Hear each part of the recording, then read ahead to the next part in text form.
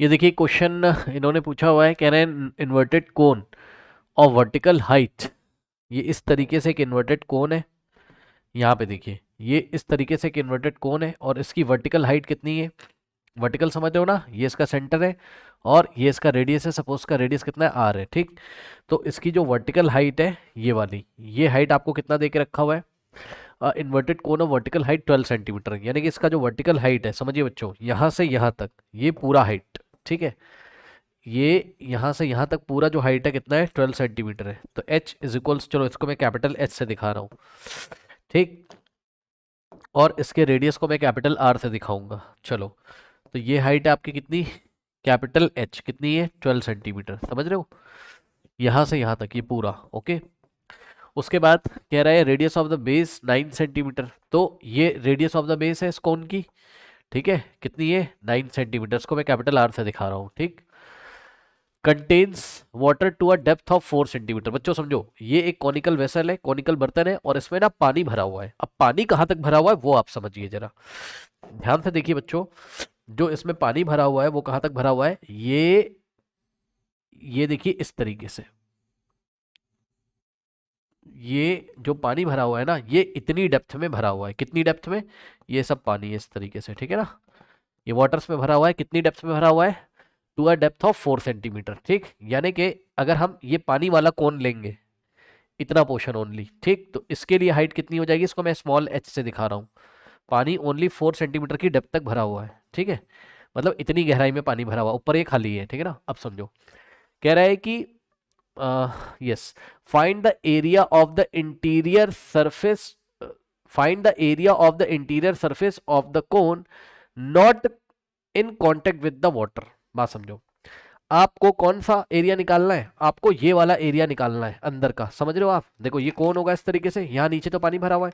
ये वाला जो सरफेस है, ये जो ऊपर ऐसे ना, आप फिंगर डालिए इसमें और ऐसे टच करिए, ये ऐसे, तो ये जो इसका इनर कर्व सरफेस एरिया, ये वाला जितने में पानी नहीं, पानी तो नीचे ना, ज्यादा फिंगर नीचे ले जाओगे तो आपकी फिंगर डूब जाएगी पानी में, समझ रहे हो। ये जो सूखा वाला एरिया जो पानी के कांटेक्ट में नहीं है, ड्राई एरिया, ये वाला, ये सरफेस एरिया आपको बताना है, ठीक। तो ये सरफेस एरिया देखिए किस तरीके से बताएंगे, ओके। हाँ, अब आप सोचो किस तरीके से सरफेस एरिया बताएंगे ये वाला। तो देखो बच्चों, सीधी साफ बात है, आप इतना तो समझ ही सकते हो क्या सर, कि ये कौन है, वैसे तो ये कौन नहीं है बट मान लो आप ये कौन है, कौन, आप क्या बोलोगे, आप मेरे से ये तो बोलोगे सर टोटल सरफेस एरिया निकाल लो अंदर कर्व वाला, सही है ना भाई, टोटल निकाल के उसमें से पानी वाला माइनस कर दो,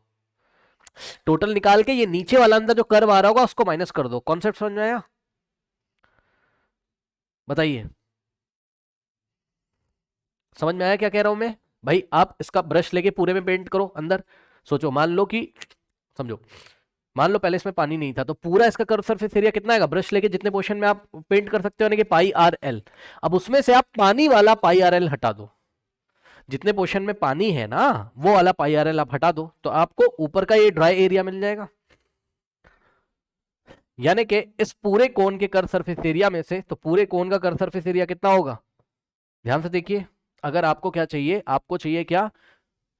the area of the interior surface, area आपको क्या चाहिए, आपको चाहिए area of the interior surface not in contact with water, with the water, correct. तो ये एरिया अगर आपको चाहिए तो भाई आप क्या करोगे, आप जो बड़ा वाला कोन दिखाई पड़ रहा है, ठीक, उसमें से, यानी कि इसके कर्व सरफेस एरिया में से अंदर पानी वाले कोन का कर्व सरफेस एरिया माइनस कर दोगे, यानी कि जो बड़ा वाला कोन है उसके लिए कर्व सरफेस एरिया का फॉर्मूला क्या हो जाएगा, पाई आर एल होगा, लेकिन आर कौन सा लेंगे बड़े वाले कोन के लिए, कैपिटल आर, और एल कौन सा लेंगे, अब ध्यान से बच्चों चेक करो, ये देखिए कैपिटल एल क्या है, ये पूरे कोन की स्लैंट हाइट है बड़े वाले कोन की, ठीक, और स्मॉल एल क्या है, छोटे वाले कोन की स्लैंट हाइट है, ठीक। तो पाई आर बड़ा वाला कोन, बड़े वाले कोन का स्लैंट हाइट, और माइनस करेंगे इसमें से छोटे वाले कोन का कर्व सरफेस एरिया, करेक्ट। छोटे वाले कोन का कर्व सरफेस एरिया कितना है, पाई आर एल होगा ये भी, लेकिन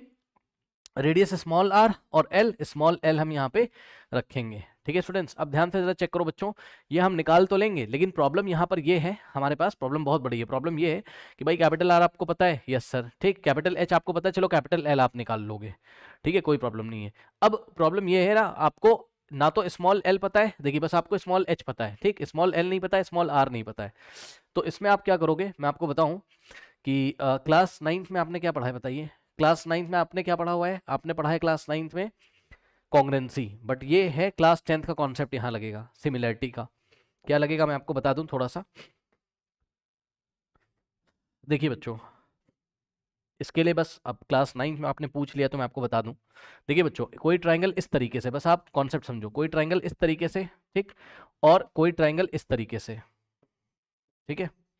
ये दो ट्रायंगल है, मान लो यहाँ पे 90 है और यहाँ पर ये 90 है, ठीक, 10th वाले बच्चे आराम से समझ सकते हैं इसको। ये वाला एंगल जितना है उतना ही ये वाला एंगल है, सुन लेना ध्यान से, है ना। इस ट्रायंगल का नाम है अगर ए बी सी, करेक्ट, और इस ट्रायंगल का नाम है अगर पी क्यू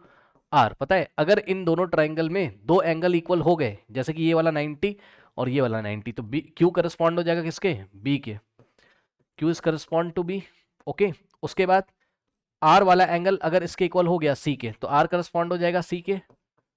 ठीक। बस कोई भी दो एंगल इक्वल होने चाहिए, जो भी दो एंगल अगर इक्वल हो गए तो दोनों ट्रायंगल सिमिलर हो जाते हैं, सिमिलर हो जाते हैं, सुन लो ध्यान से, दोनों ट्रायंगल कॉन्ग्रेंट तो नहीं है, सिमिलर हो गए। अब ये सिमिलर होने से क्या होता है वो हम आपको बताएंगे। क्यू बी के इक्वल है 90 90 और आर मान लो सी के इक्वल है, तो पता है आपने बोला कि क्यू करस्पॉन्ड टू बी और आर करस्पॉन्ड टू सी है, इसलिए बाय एंगल एंगल, मतलब ये वाला एंगल इसके इक्वल और ये वाला इसके इक्वल, तो बाय एंगल एंगल सिमिलरिटी आप क्या बोल सकते हो, ये वाला जो ट्राइंगल है ये इसके सिमिलर है। अब नाम हम कैसे करते हैं, नाम हम ऐसे करते हैं, देखो P Q are, triangle P Q R is, अब देखो कॉन्ग्रेंसी का साइन ऐसे बनता था और सिमिलरिटी का ऐसे बनता है, ठीक। तो P Q R is similar to A B C, is similar to triangle A B C, ऐसे होता है, करेक्ट, ओके। अब जब दो ट्राइंगल सिमिलर होते हैं आपके, तो इनके करस्पॉन्डिंग साइड्स का रेशियो इक्वल होता है। ये क्या बात है सर, मतलब समझो, आपने एक खास बात देखी, क्यू की पोजीशन बी ले रहा है, क्यू की पोजीशन बी ले रहा है, आर की पोजीशन सी ले रहा है। नेमिंग भी करते टाइम आपको ध्यान रखना है, ठीक है ना, जैसे हम कॉन्ग्रेंसी में करते थे वैसे हम सिमिलरिटी में भी करेंगे, नेमिंग में ध्यान रखेंगे। अब समझो, अब अगर दो ट्राइंगल सिमिलर हैं, कौन सी सिमिलरिटी से, बाय एंगल एंगल सिमिलरिटी से, ठीक, तो इनके करस्पॉन्डिंग साइड्स का रेशियो इक्वल होता है। मतलब क्या है, मतलब sir P Q by A B, यहां से देख लेना, P Q by A B is equals to Q R by B C, सही है, Q R by B C is equals to B is equals to P R by, ये लीजिए P R bye ए सी, ये होता है, समझे। अब यही चीज आप यहां लगा सकते हो, आ जाइए जरा पीछे, ध्यान से चेक करिएगा। अब इसकी नेमिंग कर रहे हैं, ठीक, ये वाला पॉइंट है मान लो पॉइंट ए, ठीक, और ये देखिए, या इसको ऐसे करो आप, रुक जाओ, देखिए ये वाले पॉइंट का नाम रखा P, ओके, ये वाले पॉइंट का नाम रखा Q और ये वाला पॉइंट हो गया R, ठीक। तो यहां से ये 90 हो गया, ठीक, यहां से आपको ट्राइंगल मिलेगा PQR, बताइए राइट एंगल ट्राइंगल, ठीक। तो एक तो ये ट्राइंगल छोटा वाला PQR में Q पे 90 है, ठीक, और बड़ा वाला ट्राइंगल ये वाला मान लीजिए पॉइंट है लेट अस से O और ये वाला पॉइंट है M। अब बताओ ये वाला एंगल 90 है यहां से, सही है भाई, चेक कर लो ना, POM भी क्या है, राइट एंगल ट्राइंगल है, ठीक। और ये जो OM है ये किसके पैरेलल है, QR के, यानी कि ये वाला जो एंगल है, या फिर आप एक चीज देख सकते हो उसमें सिंपली, ध्यान से चेक करो, मैं दोनों ट्राइंगल बाहर निकाल के आपको दिखा रहा हूं, ध्यान से चेक करना। PQR को मैंने पकड़ के बाहर निकाल लिया आपके सामने, यहां पे देखिए क्या कर रहे हैं हम, यहाँ PQR को पकड़ के बाहर ला रहे हैं, आपको दिखाने के लिए ला रहे हैं, और कोई बात है नहीं। ये देखिए ये इस तरीके से, सही है, P और ये Q पे क्या है 90 है, और ये हो गया R, तो PQR ये हो गया ट्राइंगल, ओके। उसके बाद POM को पकड़ के लेके आइए, सो ये देखिए यहाँ पर P है और यहाँ पर क्या है O है, ठीक, O पे 90 है और यहाँ कहीं M है, सही, और ये लिखिए, ठीक। अब सुनो ध्यान से चेक करना, PQR में ये देखो, ये PQR में एंगल Q90 है, यस सर, और POM में एंगल O90 है, यस सर, यानी कि Q करस्पॉन्ड हो गया किसके, ओके, यहां से लिख सकते हो Q करस्पॉन्ड हो गया किसके, ओके। और सुनो, कोई ऐसा एंगल है जो दोनों में आता हो, यस सर, चेक कर लो, इस फिगर में समझ में आएगा। ये वाला जो एंगल है ये कॉमन है, चेक कर लीजिए, पी एंगल छोटे वाले पी क्यू आर में भी आता है, और यही एंगल पी बड़े वाले ट्रायंगल पी ओ एम में भी आता है, ठीक। यानी कि ये वाला जो एंगल है ये दोनों में क्या है, कॉमन है, सही है। कहने का मतलब है, यहां से देखिए क्यू करस्पॉन्ड हो गया ओके, और पी करस्पॉन्ड हो जाएगा किसके, पी के, तो जो बच गया पॉइंट वो ऑटोमेटिकली करस्पॉन्ड हो जाएगा। तो कौन सा बचा, छोटे वाले ट्रायंगल में कौन सा पॉइंट बच गया, चेक कर लीजिए, पी कवर हो गया, क्यू कवर हो गया, आर, तो जो आर है वो ऑटोमेटिकली करस्पॉन्ड हो जाएगा किसके, एम के। So R is automatically correspond to M, यानी कि बाय एंगल हम क्या बोल सकते हैं, by angle similarity, by angle similarity क्या हो जाएगा बताइए, देख रहे हो, ट्राइंगल क्यू पी आर, आप देख सकते हो क्यू पी आर, या आप ऐसे बोल सकते हो पी क्यू आर, इधर से पकड़ोगे पी क्यू आर तो इधर से पकड़ना पड़ेगा पी ओ एम, तो triangle P Q R is similar to triangle P Q R is similar to triangle, यहां से पकड़ा ना पी क्यू आर, तो यहां से P O M, P Q R P O M, okay. So triangle P Q R similar to triangle P O M, जैसे ही similar हो जाएंगे इनके करस्पॉन्डिंग साइड्स का रेशियो हम क्या करेंगे, इक्वल करेंगे। लेकिन ध्यान रखिए जरा डायग्राम में देखिए, ओ एम कितना है 9 सेंटीमीटर, तो लिख दीजिए यहाँ पर ओ एम कितना है 9 सेंटीमीटर, ठीक। ओ क्यू से आर तक आपको नहीं पता, तो ये आपको नहीं पता, सपोज स्मॉल आर है ना, छोटे वाले कौन का ये रेडियस है स्मॉल आर, सही है। उसके बाद ध्यान से चेक करिएगा जरा, P से लेके O तक, तो ये P से लेके O तक टोटल कितना है 12 है, तो पी ओ का लेंथ आप कितना लोगे 12 लोगे, है ना, ये इस तरीके से, ओके करेक्ट। उसके बाद यहां पे देखिए P से Q तक कितना है, P से Q तक कितना है 4 है, ठीक भाई, ये कितना है, इसका डेप्थ कितना है 4 ना, पी क्यू 4 है, तो ये पी क्यू कितना हो जाएगा 4 हो जाएगा, करेक्ट। उसके बाद ध्यान से चेक करो, P से लेके M तक ये PM कितना है, स्लैंट हाइट PL के इक्वल, ये ना PL कह रहा हूँ सॉरी, ये स्लैंट हाइट ही तो है ना इसकी, तो PM किसके इक्वल हो जाएगा, L के इक्वल, तो PM हो जाएगा किसके इक्वल, L के, L किसका, बड़े वाले कोन का स्लैंट हाइट, ये लीजिए, और छोटे वाले का L ये रहा कितना, यहां से पी आर, यहां से देख सकते हो P से लेके R तक क्या है स्मॉल l है, तो ये रखा आपने स्मॉल l, ठीक। अब जैसे ही दोनों ट्रायंगल सिमिलर हो गए तो इनके करस्पॉन्डिंग साइड्स का रेशियो हम इक्वल कर देंगे, मतलब समझो क्या हो जाएगा, यहां से लगाइए P Q by P O is equals to Q R by O M is equals to P R by P M, सही है। अब वैल्यू रखना शुरू करो, पी क्यू कितना है, यहां से आइए, पी क्यू कितना है 4 है, ठीक, तो पी क्यू की जगह आपने कितना रखा 4, पी ओ कितना है चेक करो, पी से लेके ओ तक कितना है 12 है, is equals to Q R कितना है, जाके चेक करिए क्यू आर कितना है, क्यू से लेके आर तक स्मॉल आर है, स्मॉल आर छोटे वाले कोन का रेडियस है ये, है ना। ओ एम कितना है, ओ से एम तक कितना है 9 है, ये लीजिए, इज इक्वल्स टू में P R by P M, okay. So P R by P M, okay. Now P R कितना है चेक करो, यस पी से लेके आर तक एल स्मॉल एल है, और पी एम कितना है कैपिटल एल है, ये लीजिए, ठीक, ये आ गया, हाँ कैपिटल एल निकाल लेंगे कोई दिक्कत नहीं है, कितना आ जाएगा कैपिटल एल, देखिए इन्होंने पाइथागोरस थ्योरम भी लगा दिया, और लगानी तो थी वो हम लगा लेंगे अभी थोड़ी देर में, ठीक है चलिए अभी लगा लेते हैं। पी ओ एम ट्राइंगल में पाइथागोरस थ्योरम लगाओगे तो 90 का अपोजिट कौन है एल, तो कैपिटल एल का स्क्वायर भाई पता है ना, हाइपो का स्क्वायर इक्वल्स टू परपेंडिकुलर का स्क्वायर प्लस बेस का स्क्वायर, यानी कि एल का square is equals to 9 square और प्लस 12 का स्क्वायर, सही है। इसको भी आप सॉल्व कर लो लगे हाथ, तो यहाँ से L square is equals to 9 का स्क्वायर होता है 81 और प्लस 12 का स्क्वायर होता है 144, ठीक, तो यहाँ से क्या आ जाएगा एल का square is equals to 144 plus 81 कितना होता है 4 प्लस 1 हो जाएगा 5, इसको ऐड कर सकते हो ना, 8 प्लस 4 कितना होता है 12, 1 जाएगा, सो ये हो गया 225, सो एल कितना आ जाएगा स्क्वायर रूट ऑफ 225 15, ये सुनो, तो एल कितना आ गया 15 सेंटीमीटर, ये लीजिए स्लैंट हाइट भी आ गया एल, चलो कोई बात नहीं आने दो। तो जैसे ही एल की वैल्यू आ गई तो मैं क्या करूंगा, इस एल की जगह ये देखिए कैपिटल एल की जगह मैं वैल्यू रख सकता हूं, तो कैपिटल एल की जगह मैंने क्या रख दी वैल्यू कितनी 15, ये लीजिए। अब करना कुछ नहीं है, 4/12 को एक बार r/9 के इक्वल रख दो तो r आ जाएगा, भाई तीनों ही तो रेशियो इक्वल है ना, 4/12 is equal to r/9, 4/12 is equal to l/15, तीनों ही आपस में इक्वल है, तो एक बार हम 4/12 को r/9 के इक्वल रखेंगे, 4/12 को हम किसके इक्वल रखेंगे, एक बार r/9 के इक्वल रखेंगे, r/9 के, और एक बार हम क्या करेंगे 4/12 को हम किसके इक्वल रखेंगे, जाके चेक कर लीजिए, 4/12 को l/15 के इक्वल रखेंगे, l/15 के इक्वल रखेंगे, सही है। यहां से आप देख सकते हो ये क्रॉस मल्टीप्लीकेशन होगा, देखिए 4 1 4 4 3 होता है, यानी कि 1/3 इज इक्वल्स टू r/9, और क्रॉस मल्टीप्लीकेशन करोगे 9 इंटू 1 9, r इंटू 3 3r, यानी कि 3 into r is equals to, भाई 3 into r is equals to 9 into 1, पता है ना, ये इससे होगा फिर इक्वल लगा के इससे होगा, या ये इससे होगा इक्वल लगा के इससे होगा,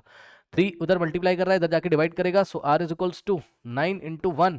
बाय 3, 3 1 जा 3 होता है, 3 3 जा 9, 3 इंटू 1 3, यानी कि r का वैल्यू कितना आ गया 3 सेंटीमीटर, यानी कि छोटे वाले कोन का रेडियस कितना आ गया 3 सेंटीमीटर। अब यहाँ से आ जाओ, 4 1 जा 4 होता है, 4 3 जा होता है 12, सो यहाँ से आएगा 1/3 is equals to l/15, cross multiplication करोगे 15 इंटू 1 इज 15 और 3 इंटू l इज 3l, यानी कि 3 into l is equals to 15, 3 जाके उधर डिवाइड करेगा, so l is equals to 15/3, 3 1 जा 3, 3 5 जा 15, सो l का वैल्यू, स्मॉल l का वैल्यू, छोटे वाले कोन का स्लैंट हाइट कितना आ चुका 15 सेंटीमीटर, ये लीजिए,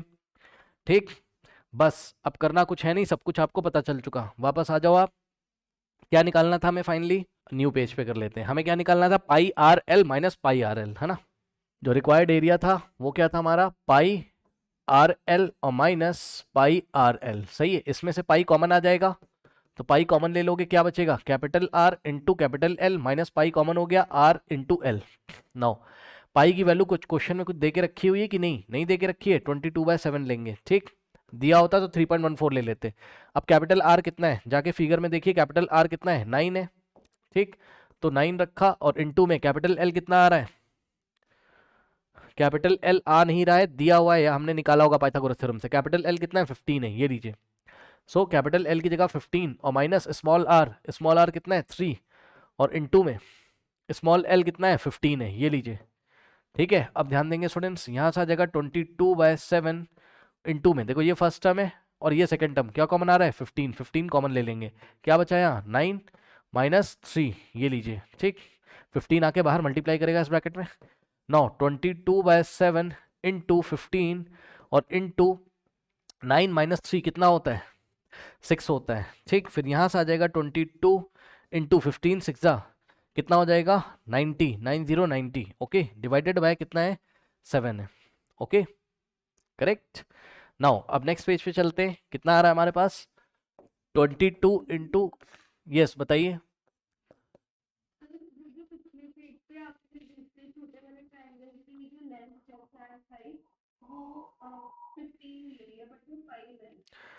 ये छोटे वाले ट्रायंगल की स्लैंट हाइट, अच्छा कुछ गलती हो गई होगी, चेक कर लेते हैं, चलिए, हाँ ये देखिए यहाँ पे गलती हो गई, देखिए अच्छा हुआ इन्होंने बता दिया है ना, गलती से मैंने यहाँ 15 उतार दिया था, ये देखिए 5 सेंटीमीटर आ रहा है, ये लीजिए, ठीक, तो यहाँ करेक्शन करिए तुरंत के तुरंत, वापस आ जाइए, अच्छा हुआ इन्होंने देख लिया, पाई कैपिटल आर कितना है बताओ 9 सेंटीमीटर, जाके देखिए कैपिटल आर कितना है 9 सेंटीमीटर, सही है, इनटू में कैपिटल एल कितना है 15 था, और माइनस स्मॉल आर अभी अभी निकाला है सिमिलैरिटी की हेल्प से 3 इंटू स्मॉल एल कितना आया है 5 आया है, ठीक है। नाउ अब इसको आप सॉल्व करोगे, तो सॉल्व करने के लिए आप क्या करो, देखो आप कॉमन ले लो तो आपको अच्छा लगेगा, कैसे सर कॉमन ले लें, देखो बच्चों क्या हो जाएगा, देखो 9 इंटू 15 था और माइनस ये 3 5 15 ही तो होता है, 15 को 15 इंटू 1 लिखोगे, ठीक, तो पाई, अब देखो यहाँ भी 15 है, यहाँ 15 कॉमन हो जाएगा, तो बाहर आके पाई में मल्टीप्लाई करेगा, ब्रैकेट में क्या बचेगा 9, ओके, और माइनस यहाँ बचेगा 1, करेक्ट, सो यहाँ से आएगा पाई इंटू 15 इंटू 9 माइनस 1 कितना होता है 8 होता है, ठीक, फिर पाई इंटू 15 इंटू 8 कितना हो जाएगा 120, करेक्ट, ओके। नाउ अब ध्यान दो, देखो पाई का वैल्यू अब डिपेंड करता है क्या रखना है, इन्होंने हमें आंसर शीट भी दी हुई है, इनका आंसर आ रहा है 377.14, ओके, तो देखते हैं इसी के आसपास आएगा, अगर मैं 3.14 रख दूं तो क्या होगा पाई का वैल्यू, ये देखो 3.14 इंटू कितना किया 120, सही है, तो 376 आ रहा है, ठीक, जो कि मैच नहीं कर रहा है, और ऑब्वियसली जब आपको पाई का वैल्यू नहीं दिया है तो हम 22/7 ही रखेंगे तो मैच कर जाएगा, देख लीजिएगा पाई का वैल्यू 22/7 रखा हमने, ठीक, और इंटू में क्या किया 120 किया, ठीक। अब नेक्स्ट पेज पे चलते हैं, सो कितना आ जाएगा 22 इंटू 120/7, ओके, अब इसको सॉल्व करोगे तो कितना आ जाएगा यहाँ से आपके पास 22 इंटू 12, सो 2 2 ज़ा 4, 2 2 ज़ा 4 इंटू 1 2 ज़ा 2, 1 2 ज़ा 2, करेक्ट। 2 टू ज़ा 4, 2 टू ज़ा 4, 1 2 ज़ा 2, 1 2 ज़ा 2, 4 4 प्लस 2 6, 264। ठीक, कितना आ गया मल्टीप्लाई करके 264, और ये वाला जीरो ऐसे ही लगा देंगे बाय 7। अब इसको आप डिवाइड करो, 2640 को आप डिवाइड करोगे किससे, 7 से, सही है। तो 7 टू द 14, 7 3 ज़ा कितना होता है 21 होता है। ये लीजिए 6 माइनस 1 होता है 5, 4 कॉपी करेंगे, ठीक, क्या हो जाएगा 7 7 ज़ा कितना होता है बताइए 49, है ना। 14 माइनस 9 होता है 5, यहाँ से कैंसिल हो जाएगा ये, और ये 0, फिर 7 7 ज़ा कितना होता है 49 होता है। ओके, 15 माइनस 49 होता है 1, फिर डेसिमल की हेल्प से 0 लगा देंगे, और 7 1 जा कितना आ जाएगा 7। 10 माइनस 7 होता है 3, डेसिमल की हेल्प से 0 लगाएंगे, 7 2 जा होता है 14, और 7 3 जा होता है 21, और 7 4 जा होता है 20। कितना आया था,